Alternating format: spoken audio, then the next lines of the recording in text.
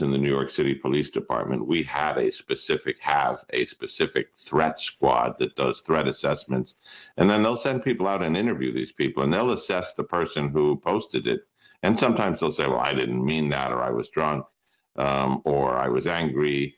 Sometimes they'll say, we're gonna take this investigation a step further. And in another case, they can make an arrest. But you have to take them seriously. Look at Judge Esther Salas in New Jersey, who had an individual show up at her home, shoot her husband, kill her teenage son.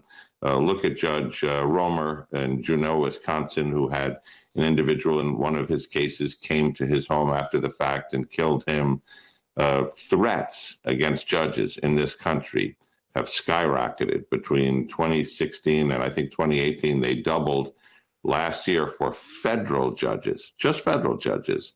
That's 2,700 federal judges. There were 4,500 threats that were serious enough to merit investigation by the United States Marshals. That's an incredible number, 4,500 against judges. What is driving it? The increase in anger, the increase of threats, and also the increase in deadly violence against judges? Well, a couple of factors. Number one, there is the perceived anonymity for persons making threats of the internet, of social media.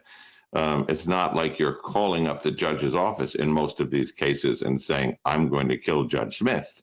But when you're in these message boards and you're using a handle or a screen name that's not your true name, and the conversation gets going.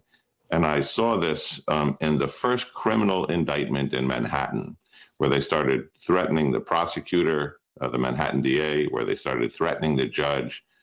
But beyond that, the gasoline on the fire is when you have Donald Trump, a former president of the United States, making vivid, vitriolic, personal attacks on prosecutors, on judges, calling them names.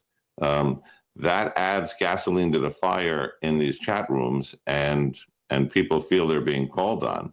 The problem is, for authorities, is sorting out the noise from who the real player is going to be, who might show up and do something. I mean, you look at the Nancy Pelosi case, where an individual showed up at her home in San Francisco, home invasion, assaulted her husband, someone who was not on the radar screen, and comes out of the woodwork. So these are difficult cases. Yeah, no question about it. John Miller, we appreciate it. Thank you.